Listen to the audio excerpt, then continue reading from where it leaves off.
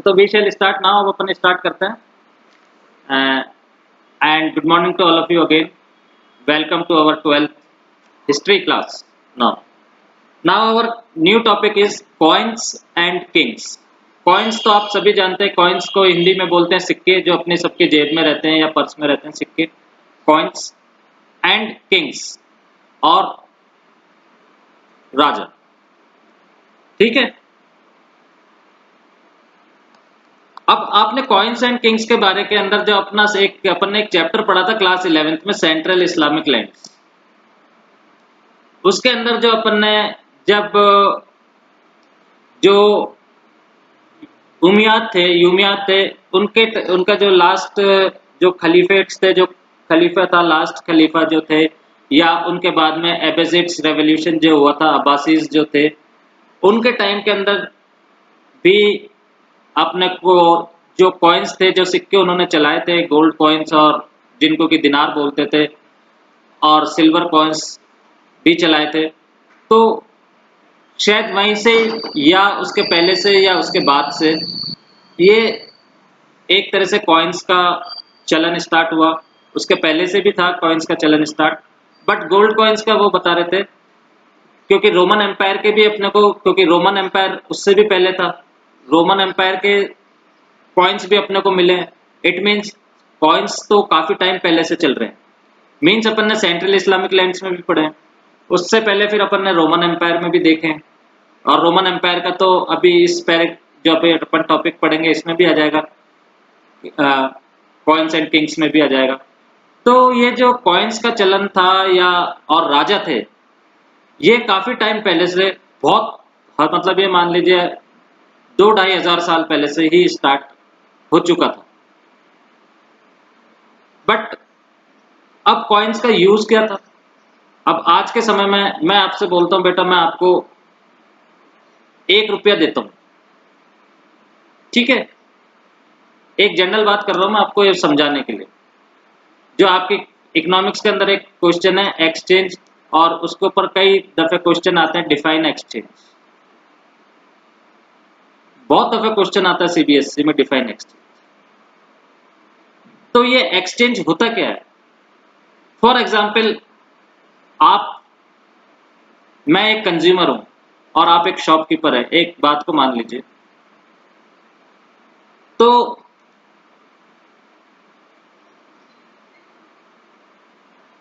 नहीं, वो तो थे, बनवाते थे हर किंग अपने खुद के कॉइन, बट इसका यूज क्या होता था? आज के टाइम में क्या यूज है कॉइन का? What is the use of the coins? आज आपकी जेब में क्या, पॉकेट के अंदर 5 रुपीज का कॉइन है, what is the use? To exchange. हाँ, व्हाट इज एक्सचेंज? मैं यही बता रहा हूं। तो एक्सचेंज होता क्या है? यूज तो जब भी पता चलेगा ना, जब एक्सचेंज का मीनिंग पता चल जाएगा।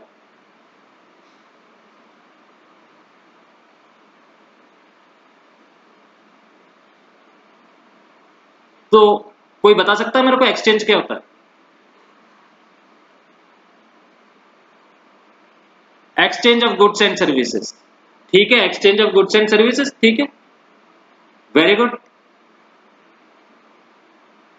Exchange one commodity with another, very good. अब देखिए, मैं आपको दोनों का मतलब समझा देता हूं।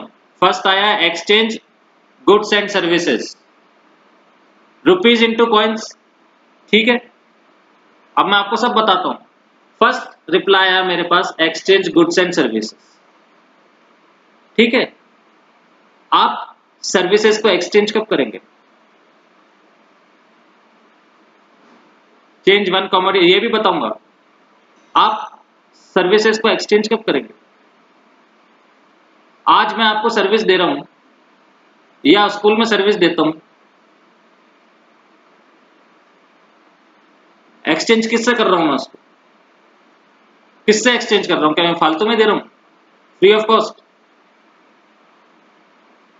मनी, ठीक है। आपने बिल्कुल सही आंसर दिया, मनी।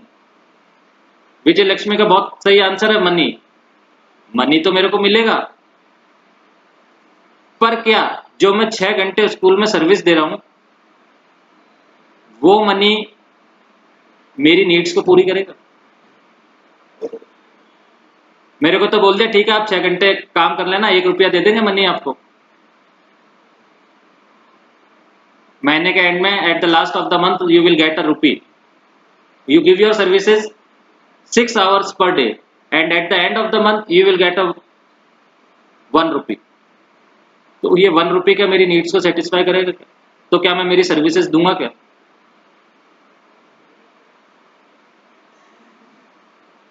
ऐसा नहीं होता है, फिक्स्ड अमाउंट पर कमोडिटी नहीं होता है। आप बेटा आप जब इकोनॉमिक्स पढ़ते हैं या इकोनॉमिक्स जब देखते हैं, क्योंकि मैं तीनों सब्जेक्ट पढ़ाता हूँ, इकोनॉमिक्स के अंदर जब आप देखते हैं तो एक्सचेंज बहुत बड़ी चीज होती है। एक्सचेंज ऐसा नहीं होता जैसे मैंने आपका एक पेन ले लिया और आपने मेरा एक पेन ले लिया, that is not a exchange. हो सकता है मेरा पेन 10 रुपए का और आपका पेन 7 रुपए का हो, that is not a exchange. अगर मान लीजिए कि अगर दोनों ही 10 रुपए के हैं बट उसके अंदर रिफिल कम भी हो सकती है और रिफिल एक में रिफिल ज्यादा भी हो सकती है, ये भी एक्सचेंज नहीं है। कोई पुराना हो सकता है, कोई नया हो सकता है। तो एक्सचेंज जो कॉइन्स है, जो मनी है, उससे अपनी नीड्स को सेटिस्फाइड होना चाहिए। अभी आप दुकान पे जाते हो, 10 रुपए देते हो और एक पेन ले लेते हो, तो आप तो मान लेते हो उसको कि ये तो एक्सचेंज हो गया। मानते हो या नहीं मानते हो? आप किसी दुकान वाले के पास 10 रुपए लेकर के गए और आपने उससे को 10 रुपए दिए और आपने पेन ले लिया, तो वो एक्सचेंज हो गया? अरे भाई वो कहां से एक्सचेंज हुआ? कहाँ एक्सचेंज हुआ वो? आपने तो उसको 10 रुपए दिए, उसने 10 रुपए का पेन दे दिया, उसका एक्सचेंज का क्या हुआ?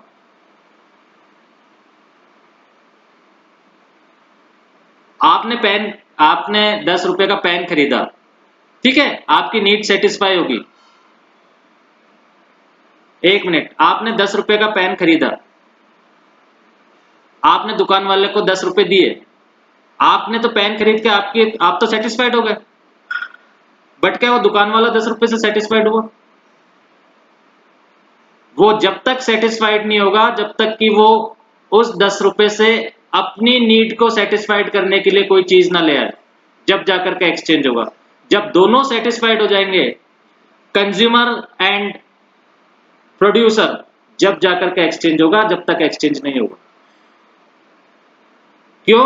क्योंकि उस दुकान वाले की भी बहुत सारी नीड्स हैं। उसकी वो पैसा खाएगा नहीं, वो पैसा बना करके रुपीस बना करके पहनेगा नहीं, वो भी कुछ अपनी को सेटिस्फाई करने के लिए कुछ चीज लाएगा। अब जब वो उस 10 रुपए से अपनी सेटिस्फाइड करने के लिए कोई चीजें लेकर के आएगा, जब जाकर के एक्सचेंज होगा। नहीं, वो बार्टर सिस्टम में तो गुड्स के बदले गुड्स होता है बेटा। बार्टर सिस्टम कहाँ ले आए? बार्टर सिस्टम के अंदर तो सामान दो और सामान लो, यहाँ तो आप पैसे दे रहे हो। ये तो एक लीगली क्या कर रखा है हर कंट्री के गवर्नमेंट्स ने कि आपको मनी देना है और उसके बदले में सामान लेना है, ठीक है। आपने पैसे दिए, पेन ले लिया, अब बेचारा दुकान वाला उस 10 रुपए का क्या करेगा? ये बताओ मेरे को। दुकान वाला 10 रुपए का क्या करेगा? वो भी तो अपने को अपनी नीड्स को सेटिस्फाई करने के लिए कोई चीज लेकर के आएगा उस 10 रुपए की। तो जहां तक आपने 10 रुपए दिए हैं, क्योंकि 10 रुपए का आप वेट करोगे और एक पेन का वेट कर लो, तो क्या बराबर है? बराबर है क्या वेट में? पेन का वेट ज्यादा है, 10 रुपए के नोट का वेट कम है। तो जब वो भी अपने लिए कोई चीज लेकर के आएगा ना उतने ही वैल्यू की, तब जाकर के एक्सचेंज होगा, तब जाकर के एक्सचेंज होगा। ऐसे एक्सचेंज नहीं हो जाता है। ये तो अपन ने खाली क्या चीज है, परचेजिंग की है, ये तो अपन ने लिया है। एक्सचेंज जब होगा जब दोनों ही कॉमोडिटी ले आएंगे और दोनों की नीड्स क्या होंगी, सेटिस्फाइड होंगी, तब जाकर के एक्सचेंज होगा। Got it? खैर ये इकोनॉमिक्स का मैटर है, कभी टाइम मिलेगा जब मैं आपको पूरी इकोनॉमिक्स ही समझा दूंगा, बट अभी अपन हिस्ट्री पे चलते हैं। अभी अपने को इसको छोड़ दो, अपने को तो खाली सिक्के और राजा को देखना है।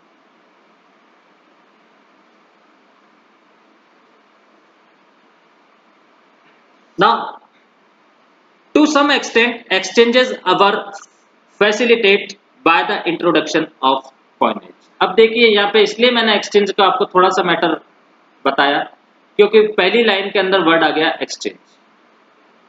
ठीक है, तो punch marked coins made silver and copper approximately 6th century before Christ onwards were amongst the earliest to be minted and used. These have been recovered from excavations at a number of sites throughout the subcontinent. Numismatists have studied these and other coins to reconstruct possible commercial networks. तो अगर अब अपन इस पूरे paragraph को अगर अपन हिंदी में देखते हैं तो ये पूरा पैराग्राफ अपने को क्या बताता है कॉइन्स के लिए कि ट्रेड के लिए या व्यापार के लिए सिक्के का प्रचलन से जब ट्रेड स्टार्ट हुई तो जब सिक्कों को इंट्रोड्यूस किया गया, कॉइन्स को इंट्रोड्यूस किया गया, तो एक्सचेंज जो है कुछ हद तक आसान हो गया। आज अपन देखते हैं एक्सचेंज आसान है, ठीक है, कुछ हद तक एक्सचेंज आसान हो गया। चांदी और तांबे के मिंटेड कॉइन्स लगभग 6th सेंचुरी बिफोर क्राइस्ट से स्टार्ट हुए थे, जो कि मिंटेड हुए थे। जैसे कि अपन जो कॉइन्स बनते हैं या तो उसके ऊपर जैसे ये कॉपर रख दिया, ठीक है, और उसके ऊपर दूसरी चीज के ऊपर कोई सील वगैरह बनी हुई है जो भी आपको सिक्के के ऊपर लगानी है, वो भी प्रेस्ड हुई और वो इस सिक्के के ऊपर छप गई। ठीक है, इस तरह से सिक्के बनाए जाते थे। और पूरे सब कॉन्टिनेंट में जो खुदाई हुई है, जो एक्सकेवेशंस के कार्य हुए हैं, जो एक्सकेवेशंस के काम हुए हैं, कई प्रकार के सिक्के मिले हैं। और इस प्रकार के भी सिक्के मिले हैं कि उनको कैसे सांचा ऊपर रख करके उसको ढाला जाता था, जैसे मैंने बताया कि प्रेस्ड कर दिया जाता था तो वो उसके ऊपर वो सील छप जाती थी।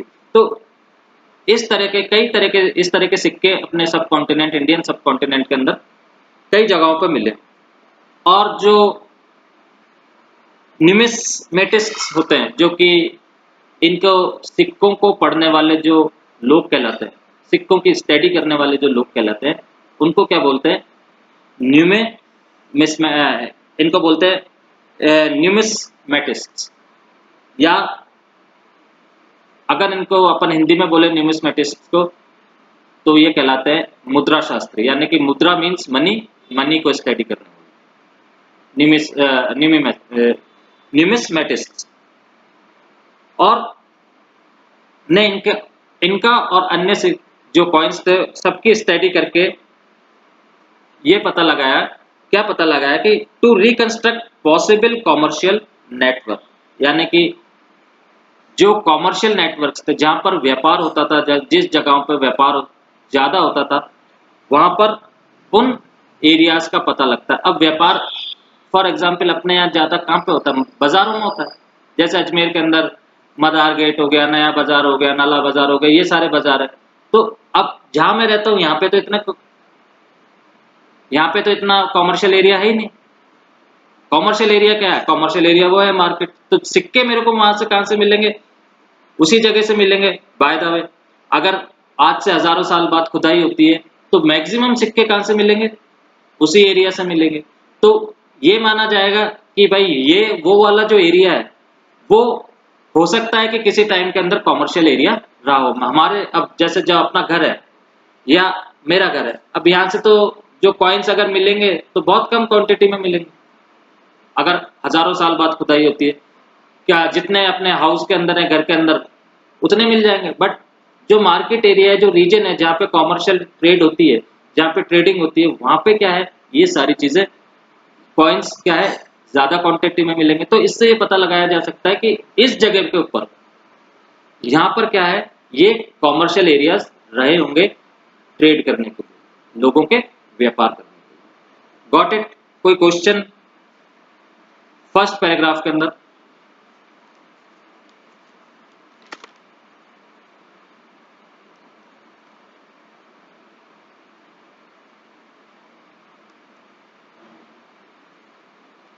क्लियर? नाउ आगे चलते हैं।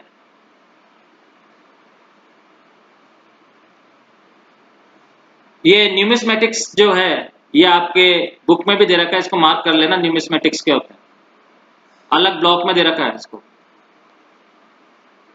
Numismatics is the study of coins including visual elements such as scripts and images, metallurgical analysis and the contexts in which they have been found. Clear? क्योंकि वर्ड इंपॉर्टेंट है, बच्चे इसको छोड़ देते हैं, बोले कि क्या होगा क्या नहीं होगा। इसको मार्क कर लीजिए न्यूमिस्मेटिक्स को। Now we move on to the second paragraph. Attempts made to identify the symbols on punch marked coins with specific ruling dynasties including the Mauryas suggest that these were issued by kings. It is also likely that merchants, bankers and townspeople issued some of these coins. The first coins to bear the names and images of rulers were issued by the Indo-Greeks, who established control over the northwestern part of the subcontinent approximately 2nd century before Christ. अब ये एक चीज देखिए,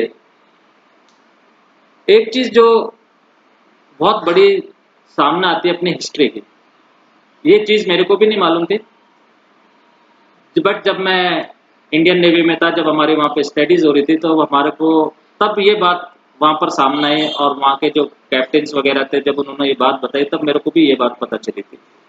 अपन Indo Greek क्यों बोलते हैं? और अगर आप ये वाला एरिया देखते हैं, पंजाब और हरियाणा वाला जो एरिया देखते हैं, इसके अंदर जो आप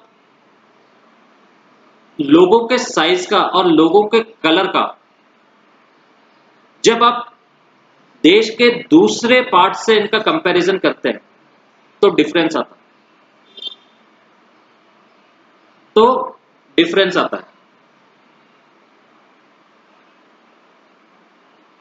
क्या डिफरेंस आता है? एक तो यहाँ के लोगों की, पंजाब और हरियाणा के जो लोग हैं, इनकी हाइट क्या होती है, अपने जो ऑर्डिनरी इंडियन सिटीजन से उनसे लंबी होती है, लंबी चौड़ी होते हैं ये लोग। और कलर में भी ये दूसरे इंडियंस के अकॉर्डिंग क्या होते हैं, ज्यादा गोरे होते हैं। तो 2nd सेंचुरी के लगभग यहां पर जो रूल था वो ग्रीस का था, जो कि गोरे लोग थे, यूरोपियंस, जो कि गोरे लोग थे यूरोपियंस।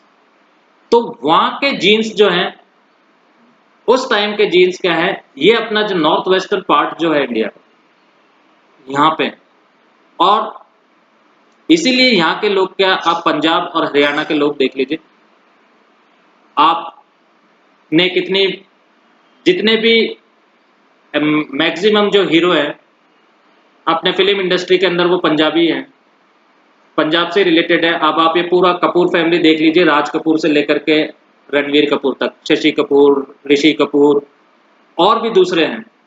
आप इनके कलर और इनके अंदर दूसरों के कलर से आप इनको मैच कर सकते हैं कि ये बिल्कुल टोटली डिफरेंट होते हैं, हाइट में भी और कलर में भी। तो यहाँ पे क्या है, एक जीन्स है जो कि ग्रीस से, जो कि यूरोप से। तो यही चीज क्या है, इंडो ग्रीक। अब नॉर्थ वेस्टर्न पार्ट, अब नॉर्थ वेस्टर्न पार्ट क्या है, यहाँ पे अपने को लिख रखा है, यहाँ पे सीधा सा लिखा हुआ है नॉर्थ वेस्टर्न पार्ट। अब नॉर्थ वेस्टर्न पार्ट कौन सा है अपने कंट्री का, बता सकते हैं आप? नॉर्थ वेस्टर्न पार्ट कौन सा कंट्री, अपने देश का नॉर्थ वेस्ट पार्ट कौन सा, कौन कौन से स्टेट आते हैं? चलो पंजाब और हरियाणा तो मैंने बोल दिया, और कौन सा स्टेट आता है? हाँ वेरी गुड, राजस्थान आता है, राजस्थान आता है, गुजरात आता है, नॉर्थ वेस्टर्न पार्ट्स के अंदर आता है। क्यों? क्योंकि सीधे से डायरेक्शन देखने का तरीका, डायरेक्शन आपको देखने नहीं आते होंगे, कभी मैं क्लास में मिलूंगा आपसे ऑन बोर्ड में आपको डायरेक्शन देखना बता दूंगा। तो ये पार्ट क्या है, नॉर्थ वेस्टर्न पार्ट्स के अंदर आते हैं। और डायरेक्शन देखना है तो आप अपनी जो रेल ट्रेन है या रेलवे स्टेशन है वहां पे लिखा है north western railway. North western railway अगर आपके उसके ऊपर लिखा हुआ है किशनगढ़ रेलवे स्टेशन के ऊपर, तो ये नॉर्थ वेस्ट पार्ट है कंट्री। और वैसे डायरेक्शंस मैं आपको बता दूंगा, डायरेक्शंस कभी मैं आपको बोर्ड पे या कभी यहाँ पे भी टाइम मिला तो बता दूंगा डायरेक्शंस कैसे दिखता है। तो अब अपन देखते हैं सेकंड पैराग्राफ को। इंग्लिश में तो मैंने रीड आउट कर दिया, अब मैं इसका आपको एक्सप्लेन करता हूं। ये जो पंच सिक्के होते हैं, पंच्ड कॉइन, ठीक है, उस पर जो सिंबल्स बने होते हैं, सिंबल्स पंच किया, सिंबल्स बना दिया। अब दबाया, पंच किया, उसके ऊपर कोई ना कोई सिंबल होगा जो वो उसके ऊपर छप गया, बन गया। अब ये ज्यादातर किसके होते थे? राजवंशों के, यानी कि जो रूलर्स होते थे और उनकी डायनेस्टीज होती थी। जैसे कि मौर्य, मौर्य डायनेस्टी थी, उसके टाइम में जो कॉइन्स चल रहे थे उसके ऊपर मौर्यन डायनेस्टी का या जो भी सिंबल होता होगा या राजा की शक्ल होती होगी, जो भी होती होगी, वो क्या पंच करके कॉइन्स चलाए जाते थे, ठीक है। और कॉइन्स को मिला करके, यानी कि जो हिस्टोरियंस है उन्होंने कॉइन्स को मिला करके क्या है पहचान करने की कोशिश करी, तो पता चला कि इन कॉइन्स पर को राजाओं ने जारी किए थे। अब ऐसे तो पता चला ही नहीं कि भाई कॉइन्स किसके हैं, क्या कॉइन्स किसके हैं। तो बाद में जब इन्होंने, जो हिस्टोरियंस थे, जब इनको कॉइन्स मिले और उन्होंने इनकी स्टडी करी, तो बाद में ये पता चला कि ये जो कॉइन्स थे, ये कॉइन्स किसने इशू किए? राजाओं ने इशू किए। अब आप सोचिए कि चंद्रगुप्त मौर्य की, अब हिस्टोरियंस को क्या मालूम कि चंद्रगुप्त मौर्य कैसा दिखता था? उसकी कोई फोटो थोड़ी है अपने पास। या अशोक कैसा दिखता था?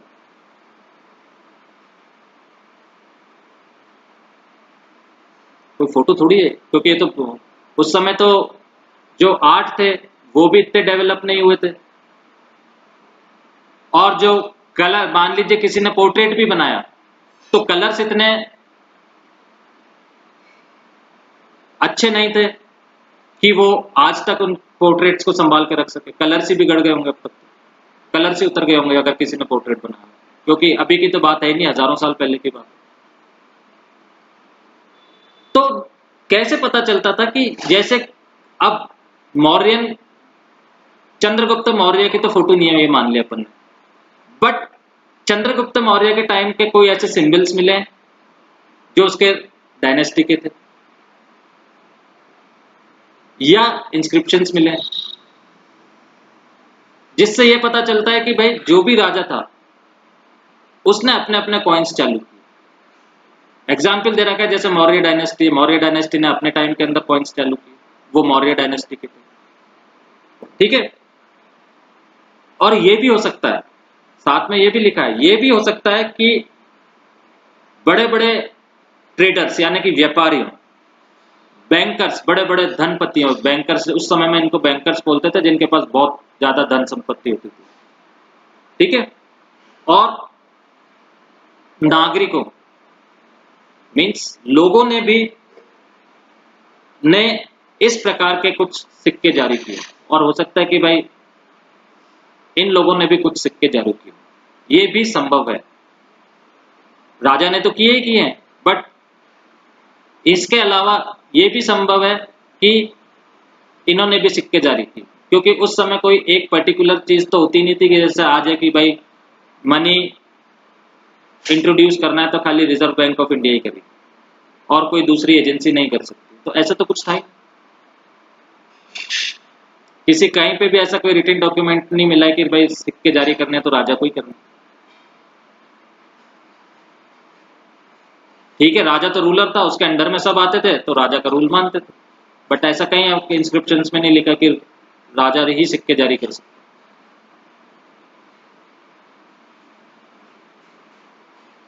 ठीक है, अब जो रूलर्स थे कि जो स्टैच्यू मान लीजिए आप या इमेजेस ऑफ रूलर्स, और नाम के साथ सबसे पहले सिक्के हिंद यूनानी शासकों ने जारी किए। अब शासकों की इमेजेस वाले और उनके नाम वाले सिक्के, अब नाम आ गया भाई सिक्के के नीचे जैसे चंद्रगुप्त मौर्य लिखा है और ऊपर इमेज बनी हुई है, ठीक है, तो पता लग गया कि हाँ भाई ये चंद्रगुप्त मौर्य के टाइम के थे। तो इस तरह के जो सिक्के थे इमेज वाले और नाम वाले, वो सबसे पहले इंडो ग्रीक जो रूलर्स थे उन्होंने जारी किए। इंडो ग्रीक मीन्स हो सकता है कि राजा इंडिया का हो और रानी ग्रीक की हो, ग्रीस की, या हो सकता है राजा ग्रीस का हो या रानी इंडिया की, जिसको अपन बोलते हैं ना एंग्लो इंडियंस, जिसमें से फादर या मदर एक बाहर का होता है और एक इंडिया का होता है। हाँ, यूनानी ग्रीस का हिंदी वर्ड को यूनान बोलते थे पहले, बहुत टाइम पहले। ठीक है, तो इंडो ग्रीक जो रूलर थे, जिसका मैंने अभी आपको बताया कि फेयर कलर्स का डिफरेंसेस आते हैं, और उन्होंने जारी किए थे, और सेकेंड सेंचुरी बिफोर क्राइस्ट में ये कॉइन्स कहाँ पे मिले थे? अपने north western part of the nation, यहाँ पे ये कॉइन्स मिले थे, जिसके अंदर की इंडो ग्रीक के कॉइन्स मिले थे, जो कि सबसे पहले बने थे, और उसके ऊपर किंग की इमेज और उसका नाम भी पंच थे। Any doubt?